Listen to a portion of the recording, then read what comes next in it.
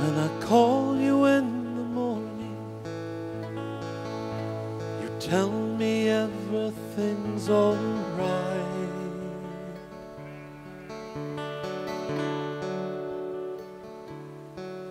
Can't see into the future, don't see the dangers in the night.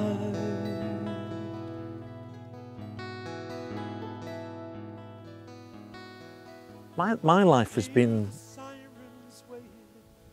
a life of very different sections, 4 or 5 completely different sections where I reached a point and then changed. I've made these big dramatic changes, and it was certainly a life that was never planned in any way, shape or form, but that's just the way that it happened.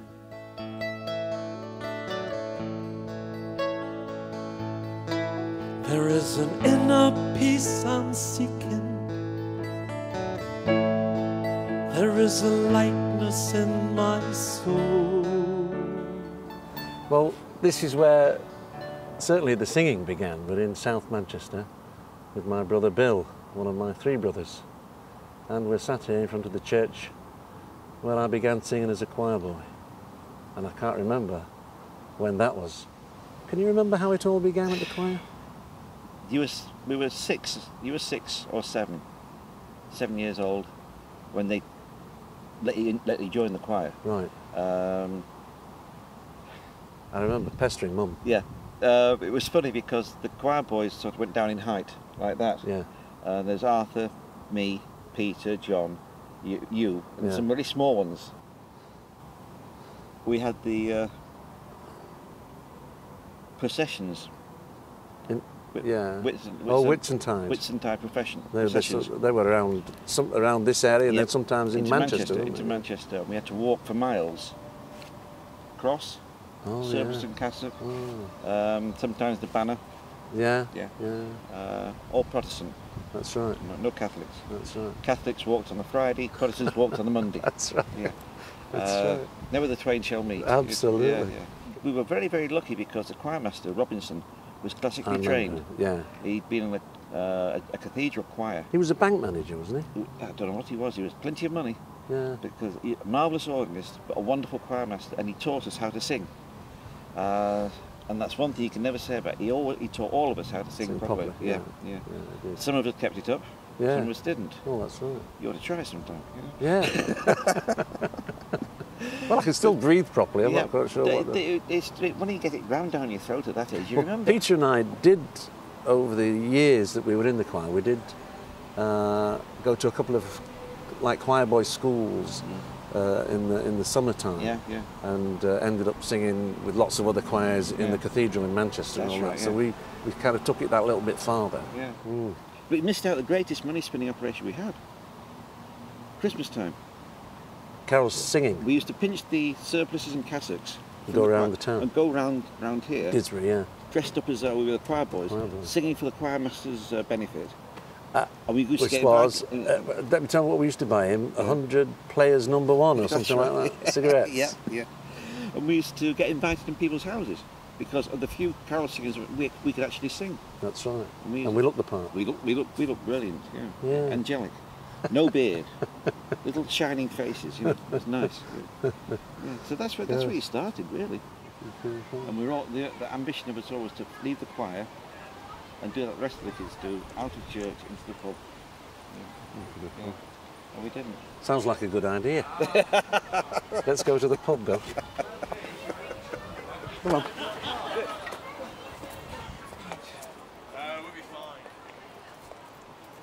We sat outside the Didsbury Hotel, which is one of the pubs that we began our underage drinking from in our early teens.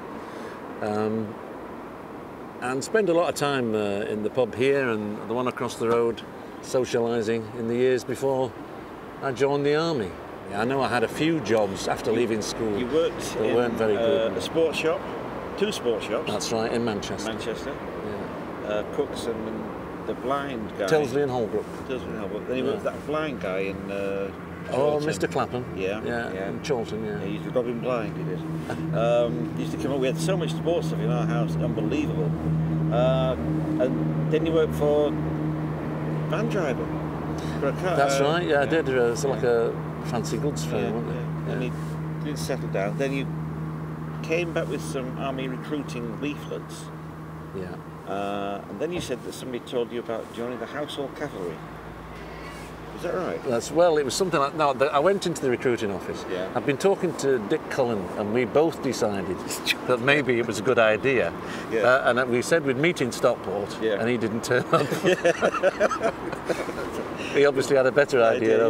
Yeah. So anyway, I went in, and I got the forms, but the guy who was recruiting in that place was, in fact, from the Household Cavalry. Right, yeah. And it's just like anything else in sales, you know, you sell your own outfit. So I walked in, and within minutes he had me all lined up for the Blues and Royal. Well, the Blues it was, and the Royal Horse Guards. Yeah. And it was only actually after I joined that I joined the Lifeguards. And the only reason I joined the Lifeguards was because they were looking for a rugby player at the time, and I played rugby. Yeah. Do you remember I remember Peter, my brother Peter, meeting me off the train the first time I came back from my first months in the army. Herbright, and I had, you know, from having had quite long hair, I had absolutely I was completely bald, you know, because they'd gone into me. And he stood down the station and went, "Oh, John." You know, and I said, "Well, that was it." Peter looked like and the clothes were too big. Yeah, Peter looked like a gypsy in those days. Well, he did, yeah. Yeah, massive curly hair. Yeah. No, that was fun. Your first No, it dress wasn't. I said 70s. It wasn't the 70s. It was 1967. Your first dress uniform looked good because you brought it home. I brought that home. And the sword. I could seriously have got in big trouble for that. Yeah. So Wilkinson. Everybody had to see. That's right. Yeah. And that was it. And that was Manchester. And I never really came back. No, you didn't. Just for a short period after we left. Yeah. And that was it. Off on that big road. Adieu, adieu, hard was my fate. I was brought up in a tender state. That company did me entice. I left off working, took bad advice, which makes me now to lament and say. Well, here we are in London town. We're on Horse Guards Parade, St James's Park there, and Buckingham Palace just a bit down there. This is where I used to work as a member of the Household Cavalry. We used to come down here as a member of the Lifeguards every other day and change the Queen's Lifeguard just through those gates over there. It's lunchtime, and we're waiting for my daughter Kate, who lives and works here in London. And here she comes. Come on. There she is. Kate's not been here very long. She's been here for about 6 months, and she's really enjoying it. And I haven't seen her for ages. So. Oh. Hello. Hope you missed me. Always. You give me a squash face. I know. But I'm your dad. Yes. Shall we go and have a walk up there? Come on.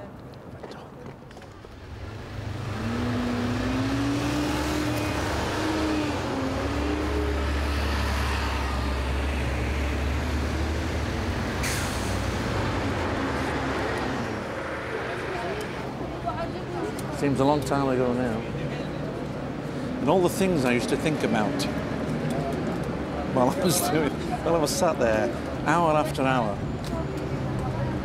And it wasn't anything to do with horses. It was just like, doesn't that person look funny over there?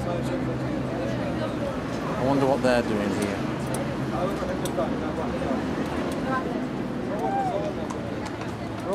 Changing now. There's magic to another one. I thought it might be a lifeguard. Oh, that's an awful. To make things. That's a bonny horse. So that'll be the hour, is it? It is 1 o'clock. 1 o'clock, change the guard. when your Auntie June came from America, right, we brought her down to have a watch of the afternoon change, and we got her up on that balcony. I have never been so embarrassed in all my life. She didn't say, look at the garden. No, there was a full garden inspection out here in the afternoon with your Auntie June up on that balcony going, "Oh my God, don't they look wonderful?" Making fun of her. She was so embarrassing. Were you stood up there with her? No, I was here. I was At least soldiering. you could pretend you didn't knew her. No. It was under there that the young French tourist tried to set fire to my cloak. I'll show you. Come on, we'll have a look. You've never told me about this before. Yeah. I got a week's restricted privileges for hitting him with my sword hilt. I was in this position one day. I was surrounded by a lot of French tourists, a school party. And it was winter time and we wore cloaks then, big long red cloaks down to the ground.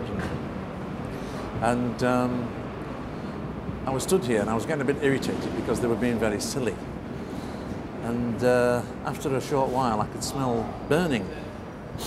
I thought, what's going on here? They must have set fire to some paper or something. You know. And when another guy, an English guy walking through said, they've just set fire to your cloak. I said, so of course I went bloody mad, you know. And this lad was stood there with his box of matches and I just went. How old was he? 7 or 8. No, he wasn't. No. He was a teenager. He was a teenager. But I just lashed out with my sword. Anyway. What, you struck him down? Yeah, hit him. And I had to go, I was marched very quickly in and they changed the guard and put me out, as it were. You know, put the fire out. And, well, it was smouldering, you know. I had a great big hole in the cloak. And then I was told I reacted too quickly and violently. And I had to go in front of the colonel, and they gave me a week's restricted privileges. Oh dear. When I couldn't go home to your mum. Terrible. I had to stay in barracks for a week. Still, at the end of the day. He did set fire to your bottom. Well, he did. It was probably the least of my demeanours, really, over the years. Look at this. This is Horse Guards Parade. I've not been through it before, have I? I don't think so, no. This is where they have the trooping of the colour. Every year on the Queen's birthday. And I think we're just stood round about where the Queen stands on the day. And all the household brigade of guards all ride past. What's the trooping of the colour actually for? Just to show the Queen that you're there? It's to show it's a re-establishment of the household brigade. That's a private guard. It's the cavalry and the foot guards. It's to, like, every year to show that they're still loyal, and they present their flags to her and all the rest of it. This is where the guard, when they come to change, they ride up the mall. Have you been up the mall before? No. Right. Well, they ride up the mall and then they do a right turn and then ride in here, and then they have a big parade in there in the mornings, 11 o'clock, where the old guard come forward and the new guard come in. They do a swap round, and the old guard go back to barracks. How long do they stay out there every hour? They change. The individual guards change every hour. Yeah. It's quite boring when you're doing it, unless somebody sets fire to your clothes or something. Well, then it gets quite exciting. The reason why they guard this place is because it's the official entrance to Buckingham Palace. And when the Queen leaves Buckingham Palace on an official business, on any official business, she has to come this way. And that's why the guards are here. It's the official entrance to the palace, which is straight down there. There's me black dog and sheep crow, I will give it to you. There's me bag and me budget, I will bid them adieu. Although I loved the city and my wife and I loved living in London, there was something in me that wanted something else, and so I sort of went on this search at that point for a country lifestyle, and luckily fell in with people who helped me to become eventually a hill shepherd. Tomorrow we'll be married, love. Tomorrow is the day. Well, here we are up at Shanklin Station on the old Waverley line. One of my dearest friends from the borders, Malcolm McEwen. Mac and I have known each other for a long time now. It's maybe about 13 years or something, is it? Something like about that, yeah. Seems longer. Where did we meet? Denham Folk Club, I think it was, about that time when Denham was just starting off. Right. And we had a local session night. And I think was that before Kenny and I were playing together? It was before the John Wright Band had officially formed. I think it was just in the process, really. You're just getting together with Kenny and practicing a few songs. Yeah. But you were here a good 10 years maybe before.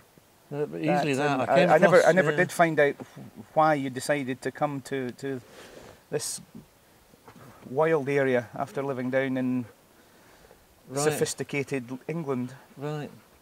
Well, it was a long process, really. When I left the army in the mid-1970s, I was in search of a different lifestyle, really. I'd lived in the city, I'd lived in London for, I don't know, 7 or 8 years at that point, and had a hankering for a rural life, but not quite sure how to achieve it. So when we left, we went back to Derbyshire, where my family had a couple of little cottages, and we took on one of those cottages for the first year. I got a job as a greenkeeper on a golf course and a milkman. So I did the milk in the morning and then went to the golf course. And it was just in the hills above New Mills in Derbyshire. And as I was riding round on the tractor in the summer, I kept looking at these hills and thinking, I bet it's nice up there. And so I drove up one night, got in the car and I drove up round the farms, and I just knocked on a few doors and asked if there was any chance. Yeah, there were. Eventually I found a guy. So you know history of shepherding until that point? You know, your family weren't involved at all? Not at all, no. The only thing I knew about, I had some dogs, I had a couple of collie dogs, and I knew about horses. You know. And that was it. That's the only sort of agricultural or rural background that I had. Anyhow, this guy gave me a job. He said his brother had just broken his leg, apparently. It was shearing time. And his brother had broken his leg and he just needed a hand to catch sheep and, you know, just help him through the clipping. The next door farm to the one I was working on, got a Scottish shepherd, whose name was Brian Wilson. Not the same Brian Wilson. Same Brian Wilson. Now living in Devon. Falling into place. Yeah. So Brian came with his family, and we very quickly became friends. And he kind of took me under his wing and showed me, taught me an awful lot more, a lot quicker than he would have done if I'd had to sort of I didn't know you'd wait for the average farmer to teach me anything. Yeah, so that was Brian and I. And so did he teach you to sing as well? Because Brian does a couple of songs. Yeah, well, he probably had. He probably had influence actually, because he introduced me to John Denver, of all people, and I learned from his albums. I learned a couple of John Denver songs, but I wasn't, only for my own benefit. I wasn't singing anywhere or doing anything. So Brian taught me quite a lot. I then applied for a job as an assistant shepherd up in North Yorkshire, between Barnard Castle and Richmond, and that was a lovely place. But I was made redundant after a year there because they were culling the staff, and a couple of keepers went, and I was the last shepherd in, so I went at the time, and then applied for a job in North Northumberland, working for the CWS, Co-op Farms. So you just gradually made your way here. That's right, and I was up there, I did about 6 years up there, working with an in-by flock, and then onto the hill, and just learning all the time. And of course I was mad for it, you know. It must have been hell for Marilyn, my wife, because the only things I was interested in was old shepherds and sheepdogs, really. You know, we used to go and spend all our socialising hours, which when you're working on a farm aren't many, in the houses of much older people, you know, and just talking about sheep and dogs. So for Marilyn it must have been absolute boredom, you know, itself. However, we did very well. And then I met a guy. We took some sheep from the Northumberland farms to. I think it was Hoyk. It was Hoyk. Yeah, we brought some sheep across to Hoyk Up Market. to the mark, yeah. And I met Andrew Douglas there, who was to be my next employer.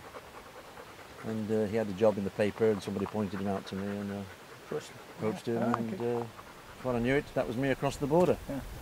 They guard the bugles blow till they come fra hill and shore, and the bravest of them all said, "Fare thee weel, ten me."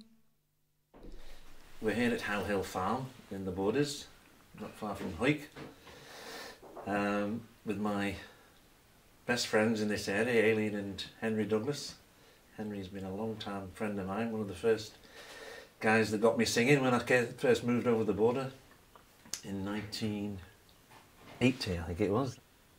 I can remember being at a ceilidh at Hermitage Hall, which you know very well. Oh, of course, And I heard you singing that night, and I remember when I came home saying to my wife that guy, I didn't even know your name then, but I remember saying to my wife, the guy who is the shepherd at the grain. Oh, right, that's right. That's how you were at Saughtree Grain. I remember saying, I think that guy's got a very unique voice.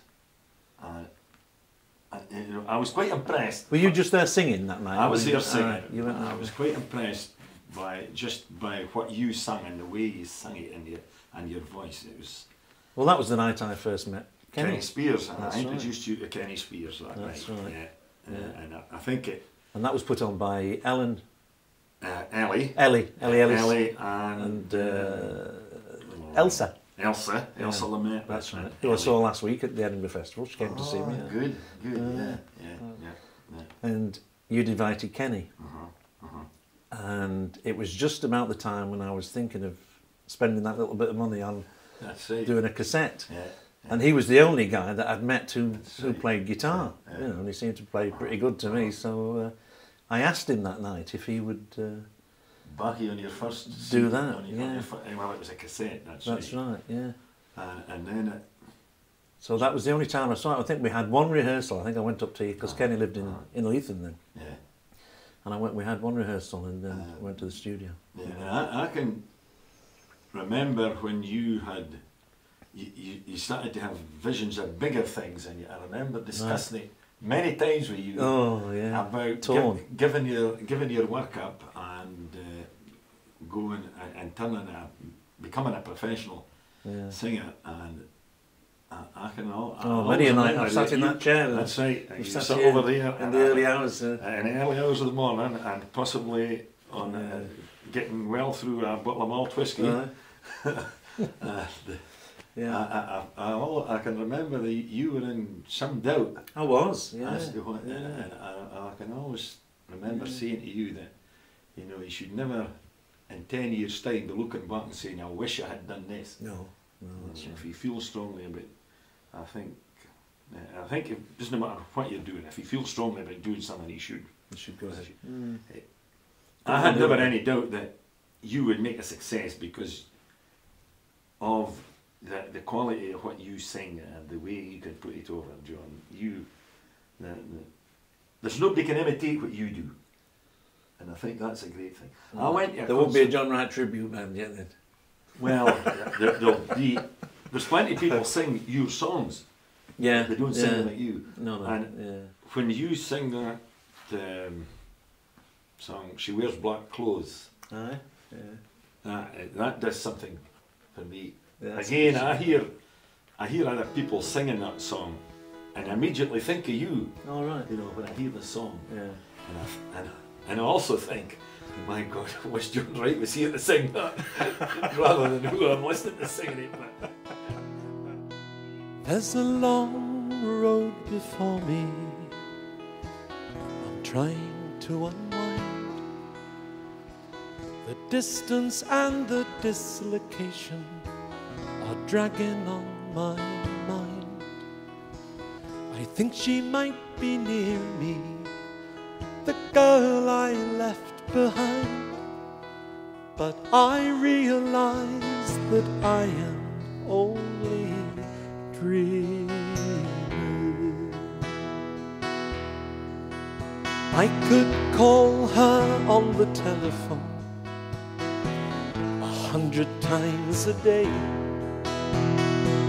and listen closely, lovingly to anything she say. The light on those hills. That would just remind me that she's so far away. You have this isolation, and then you have the getting together of the communities, which when people don't see that much of each other, seem to be all the more lively because it doesn't happen that often. And the ceilidh situation, the dances, the sing-arounds, all the gathering together, the agricultural shows through the summer, these gathering points that make up over a year a complete lifestyle. Clothes. She can do just what she likes. She makes living on this earth more like dreaming.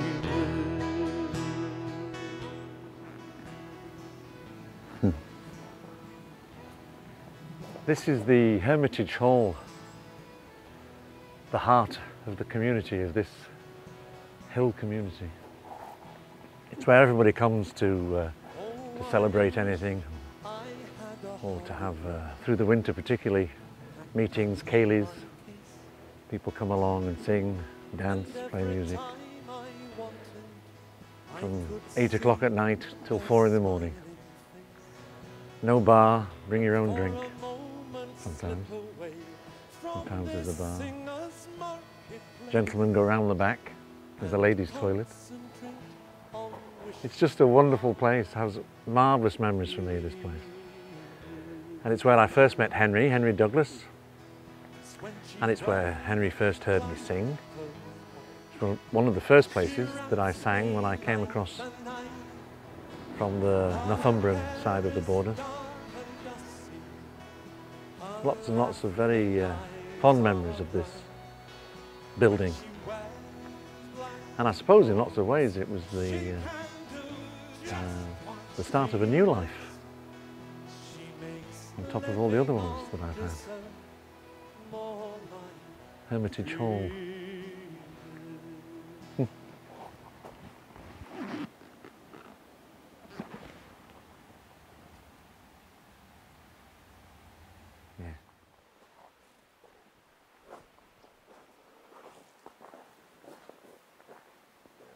And you'd be going round to the herd suppers then and singing and... Well, as soon as across the border, because in Northumberland there were like Northumberland evenings. Yes. Were the thing, yes, and the occasional annual shepherd supper, but not like it is on this side of the border. No, and as soon as I got over this side of the border,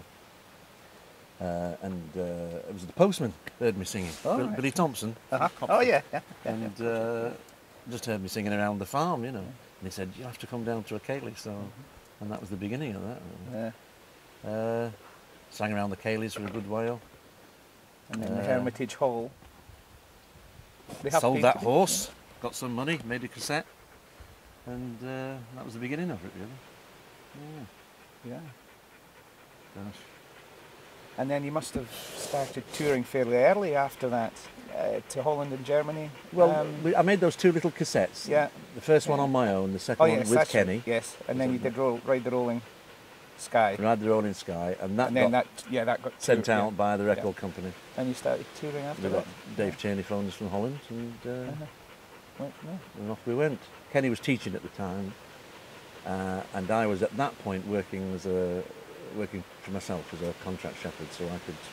I had a bit more time then. And that's really when I got to know you first, and then you asked me to drive you around Holland for 2 weeks. That's right. Which was an interesting experience. Not much of which either of us remember. No, or want to remember, or tell anybody else about it. No. I have to tell everybody that Mac and I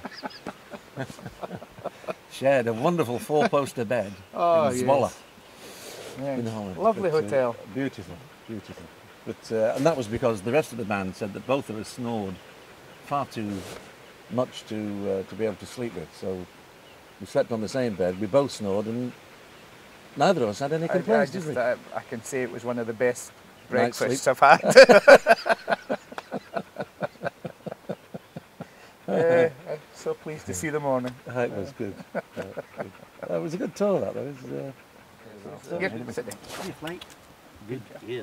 You remember any? Of course, another good friend of ours, Kieran Halpin, lives in the area as well. He's been here for a long time now. Oh, And I met Kieran through you as well. Did you? Yeah, because you were doing a recording and he came along to the pub one night after he'd been recording or practicing. Practicing. It was down at the bottom pub, wasn't it, in Denham? Doing some of his new songs, That's which right. I understand you're doing a couple On this, of his on the DVD. Yeah. Go on, have a guess which ones. It has to be All the Answers. Must be one of them. All the Because Answers. I think it's one of both of our favourite songs of Kieran's. I mean, apart from his Glory Days, in which you've recorded before, and That's right. loads of others. And Yeah. another one I like is Hold On. That's It's on. coming. Is that Yes. back on? That's super. Yeah. Hold on. Hold on, darling, won't you hold on while you can? There's pain and passion in this heart of a man. Of course, I hadn't realised when you invited me to go on tour with you the first time across the Holland, first time for me, second time for yourself, that it wasn't only as a driver and a guide and a mentor, it was a bodyguard as well, because you're starting to build up quite a following a fan base, of yeah. a big cross section of different Absolutely, people, yeah. and I think all that's over all when over Europe, really. when the penny sort of begins to drop, that you're actually actually making some sort of an impact in the scene that you're in, really, is when you begin to see the same faces at concerts on a regular basis. And it's quite frightening, actually, when you get you start to realise that people are actually taking the time out to come and see you more than once a year.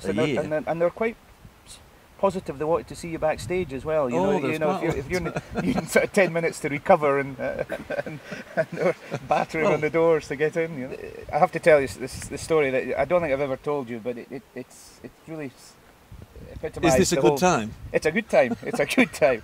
It's about the fans, and we were at a concert. Carol and myself came up to Cullen in central Scotland. Yeah. And you're doing a concert, and we're sitting about 4 rows back in the big hall, and there's 3 girls, women, were sitting in the front, and one of them had heard you before, previously, and I heard her saying to the other 2, "He'll make you cry within 3 songs," and they laughed, and they were crying within 2. Were they? Yes. Down Too Deep, you sang. All right. Yes, I remember. Yeah. At the second song, and the hankies came out. And I don't know if it was that good or you're just singing that bad that night, but they cried the whole concert.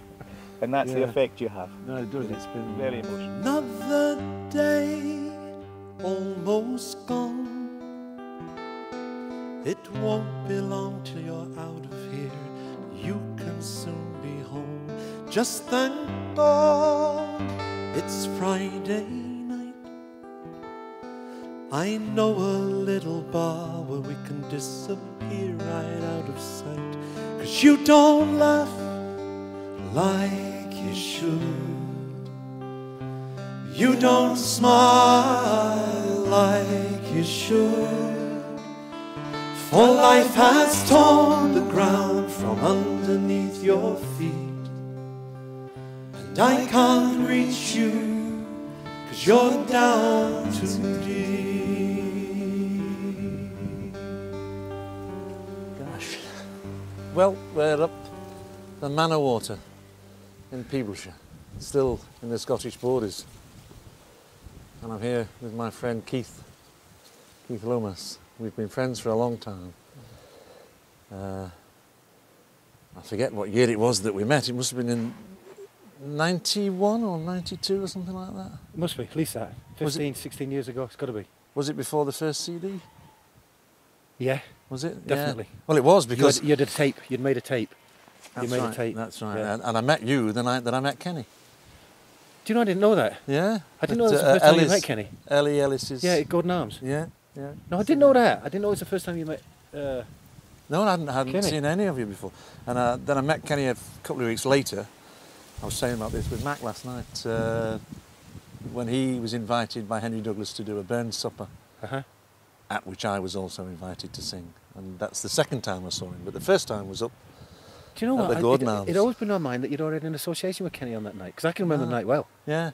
I can remember the night, because I actually went down there. I was singing Eric Bogle's Green Fields of France. Right. How do you do? Yeah. I remember I was giving an intro on YouTube and I said, "Sing the song, sing the song." And, yeah, that was Kenny and I singing that. That's right. And I remember I sang after, when everybody was going home, when I was in the bar with Henry, and I started singing Dumbarton's Drums. And against the bar with your feet like that. You're held on the bar and your feet were just tapping. Dumbarton's drums, they sound so bonny, and they unbelievable. Let's go and have a look at the bed. Oh, my Jeannie, what fond delight doth steal upon me when Jeannie. Well, the first gig I ever did was actually in the pub. They invited me to do a spot. I tell you what, and I did it a cappella. And I can remember being at Kenny's having me supper down the road earlier and just being absolutely terrified. I thought, what am I going to say to people? It's all right singing a few songs, but what am I going to say to them?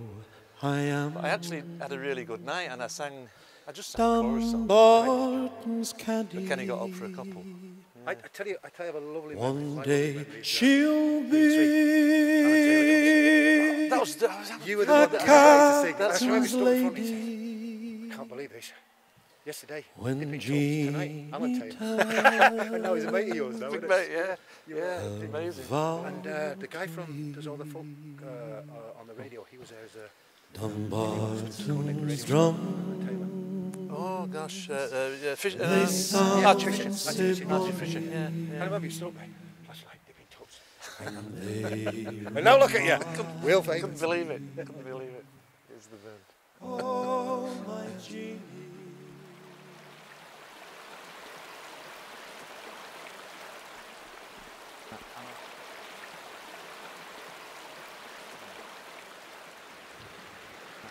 Just sitting here reminds me of a song that I'm singing on this DVD by James Keelahan, Canadian songwriter. Do you know him? No, I don't think so. He's absolutely brilliant. Don't miss him if you get the chance. It's a song he wrote about the way his life changed from his young life onwards. So the geography of the place that he lived changed. And he makes the comparison all the way through the song about the change of the land and the landscape and the changes in his life. It's a really lovely song. It's called River Run. River of blue, cut through the valley, swept past the willows and the sandy bar, ran so swift, locked in my memory. But the way things were is not the way things are. We used to swim in the crook of its arm. In the summer heat, who could be blamed? Well, I'm sitting here with my friend Jock Dalgleish, the Brayhead, on the linnet farm between Hoyk and Langham. We were neighbours for many years. I herded sheep over the backside of this hill, and Jock and I would meet on social occasions and shows and at the markets for the sheep. And we've been friends a long time.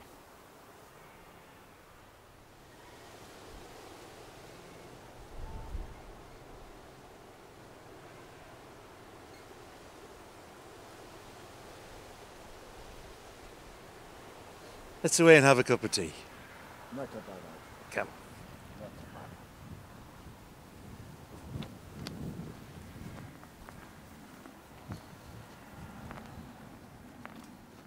when we first met, I was struck by how little you said, and they only seemed to speak when you had something good to say in your own head, anyway. And all the time that I've spent amongst shepherds, I think I've spoken in a series of I's, as we do. So we'll just give them a little demonstration of that kind of conversation. Aye. Aye. Aye. Fine. The 3 Scottish positives. Aye, right, fine. It never made a lot of sense to speak just for the sake of it, because when you spend as much time yourself, you didn't really have to say anything. So. No, you didn't. It's up to the dogs' wails.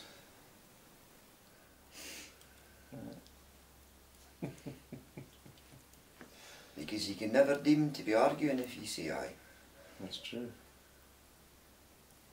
Therefore you cannot possibly be in the wrong. Aye.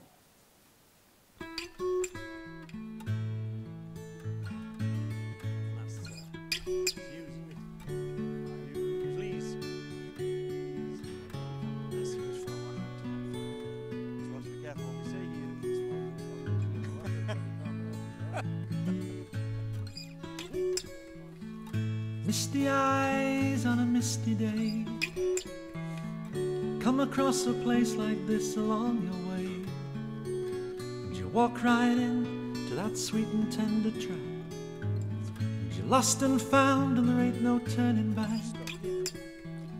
Spend the rest of your life playing all the hardest games, just to get back to that place again.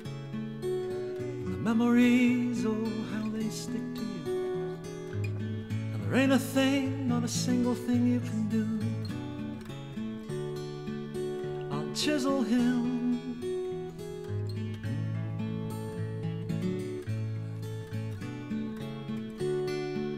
I'll chisel him.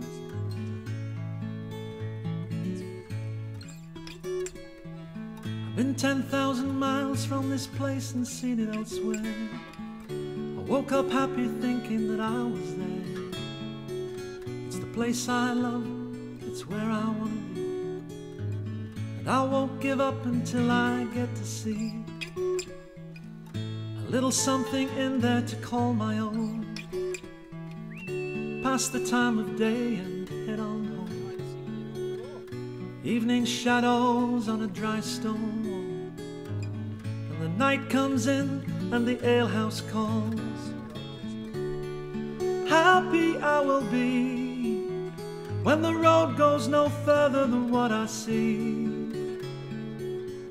Past here, there's nowhere to go. I ain't never gonna give up till I get to see those angel eyes looking up at me. The Prince of Peace and Time is standing still. Chisel him. I'm standing now on the road just above the house at Carrickrig, at the head of the Usewater. Langham, the Muckletune is over there. Hermitage Valley is just over the top of the hill. Copshire Home, Newcastleton just on that side as well. And Hoyk over those hills there. This is the area that I spent most of my working years as a shepherd in. And still to this day, and I think for always, this will be my favourite part of the border country.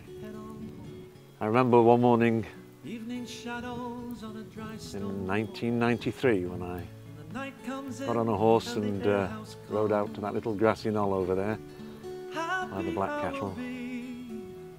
I had my photograph taken for my first CD, Ride the Rolling Sky.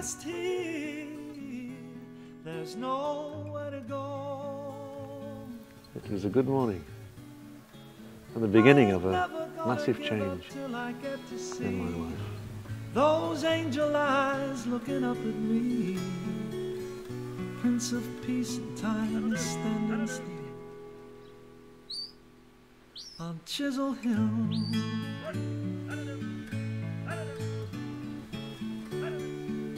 On Chisel Hill.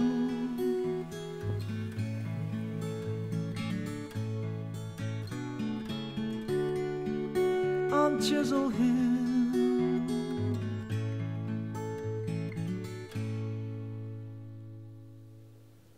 Of course it's changed from the way things used to be 100 years ago, 150 years ago. It's all obviously, the world has advanced a great deal. People, shepherds don't walk to the hills like they used to do. They go on motorbikes.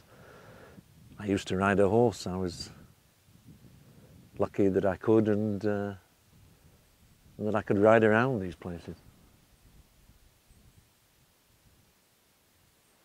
Life changes, we move on, the world moves on, for good or for bad, it just moves on.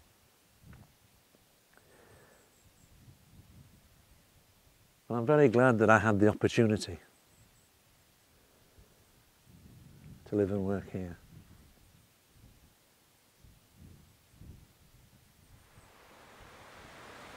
And so life moves on. I no longer make my living as a shepherd. I no longer live in the beautiful Scottish borders. I live here in the heart of Lancashire, amongst all the wonderful Lancashire canals.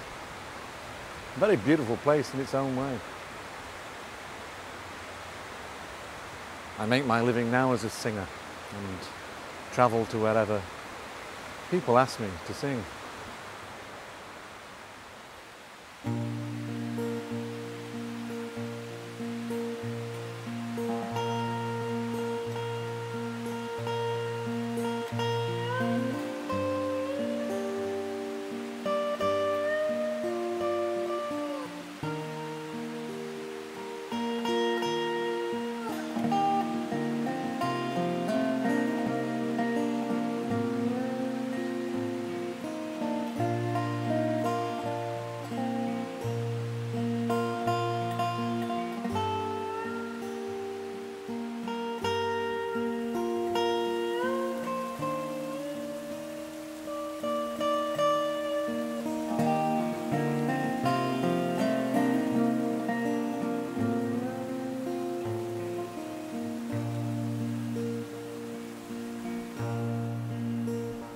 You say, well met again, lockkeeper, we're laden even deeper than the time before. Oriental loins and tea brought down from Singapore. As we wait for my lost disciple, they say my wife has just given me a son.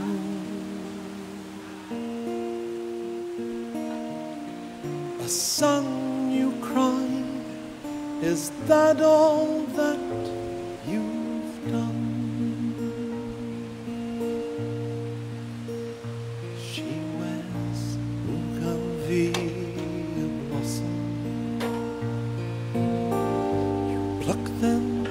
From her hair and toss them to the tide.